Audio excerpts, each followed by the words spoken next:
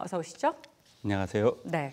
자, 이번 결정으로 한유총과 서울시 교육청 간의 이 갈등이라든가 소송전이 아주 좀 유력할 것으로 보여집니다. 네네. 그러니까 그 서울시 교육청이 한국유치원총연합회 그러니까 한유총에 대해서 22일 날 설립 허가 취소 통지를 했습니다. 예. 이에 즉각 반발해서 한유총은 행정소송을 제기해서 실제 청산 절차를 밟을 것인가에 대해서 그 관심이 모아지고 있는데요. 네.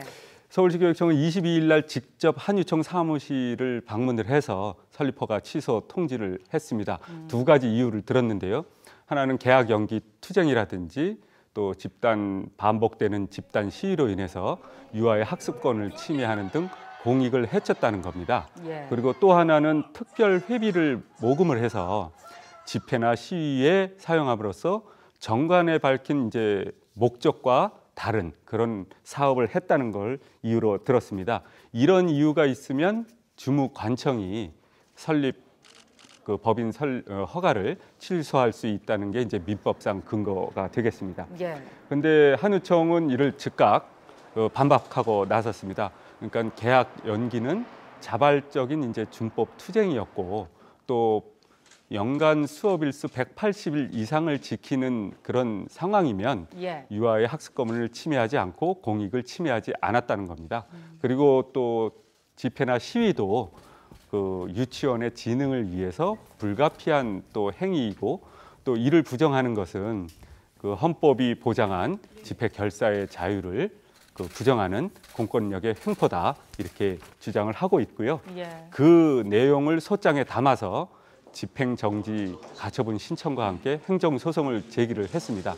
따라서 법원이 그 집행정지 신청을 받아들이느냐 받아들이지 않느냐에 따라서 법정 공방이 계속 이어질 것이냐 아니면 청산 절차를 밟게 될 것이냐가 갈릴 전망입니다. 네. 교육계는 이번 사태를 보면서 이런 혼란이 하루빨리 해소되기를 기대하면서 또 하나 그 근본적으로는 사립 유치원에 너무 많이 의존하는 그런 구도가 근본적 문제가 있다. 지금 국공립 유치원 취업률이 26~27% 정도 되는데 예. OECD는 67~8% 정도 됩니다. 그러니까 이런 부분을 좀 더 적극적으로 늘리고 또 유치원을 유아학교로 전환을 해서 안정을 찾는 것이 근본적인 대책이다. 이런 지적들을 내놓고 있습니다. 예.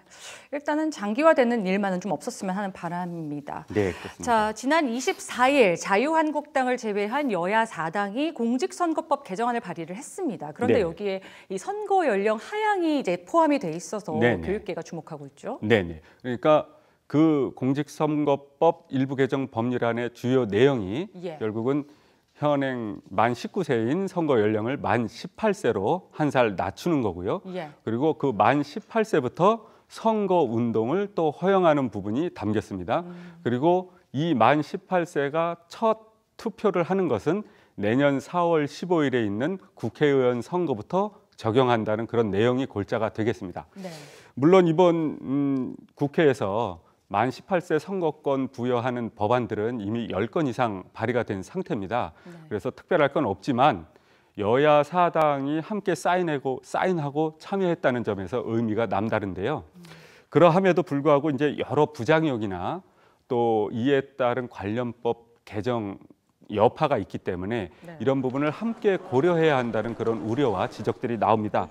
그 첫째, 그 법안 내용이 앞서 말씀드린 것처럼 단순히 만 18세 고3에게 투표권만 주는 것이 아니라 선거 운동도 자유롭게 할 수 있게 허용됩니다. 예. 그러니까 학교 안팎에서 특정 정당이나 후보자를 지지하거나 반대하거나 하는 집단 행동을 할 수도 있고 피켓 행동을 할 수도 있고 또 전화나 온라인상으로 선거 운동을 펼 수도 있습니다. 참정권 관련 전반적인 활동을 다 허용한다는 그렇습니다. 거죠. 그러니까 이런 부분이 학교와 교실을 정치장화할 수도 있다. 예. 이런 우려가 나오고 있고요.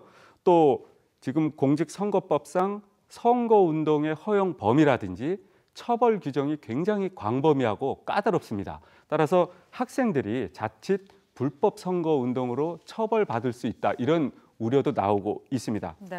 그리고 두 번째로 만 18세 선거권을 부여하는 것은 현재 만 19세부터 성년으로 규정한 민법이라든지 또 청소년 보호법들을 다 개정해야 되는 부분이 있습니다. 그렇죠. 그러면 만 18세부터 성년으로 이제 인정을 하게 되면 만 18세 고3에게 술, 담배를 허용해야 하고 또 주점이라든지 성인 숙박업소에 출입을 한다거나 또 고용되는 것도 다 허용이 될 수 있는 부분이 되겠습니다. 그리고 부모 동의 없이 게임 사이트나 또 휴대폰 계약을 할 수 있는 이런 부분이 또 발생을 합니다. 결국 그래서 이 만 18세 선거권 문제는 단순히 그런 부분만 18세 투표권만 주는 것이 아니라 이런 여러 가지 문제가 함께 동반된다는 점을 함께 알리고 국민적인 동의를 얻어서 신중하게 추진해야 될 것으로 보입니다. 단순히 뭐 선거 참여의 문제만은 아니었군요. 그렇습니다. 알겠습니다. 자, 한 입시업체에서 영재학교의 경쟁률이 2년 연속 상승했다는 이제 결과가 나왔습니다. 네네. 영재고 인기가 뭐 한동안 계속될 거란 전망도 나오고 있는데 이거 좀 어떻게 해석해 볼 수 있을지 아주 간략하게 좀 얘기해 주실 수 있을까요? 뭐 이번에 그 8개 영재학교 입시 경쟁률이 2년 연속 상승을 했는데요. 아무래도 입시 전문가들은 이 영재학교의 선발 시기가 굉장히 빨라서 떨어진다고 해도 과학고나 자사고에 계속 또 지원할 수가 있고요. 그렇죠. 또 영재학교 같은 경우에는 다른 학교에서는 금지된 소논문 활동 같은 것들을 다 허용하고 있기 때문에 학종에서 또 특별히 유리합니다.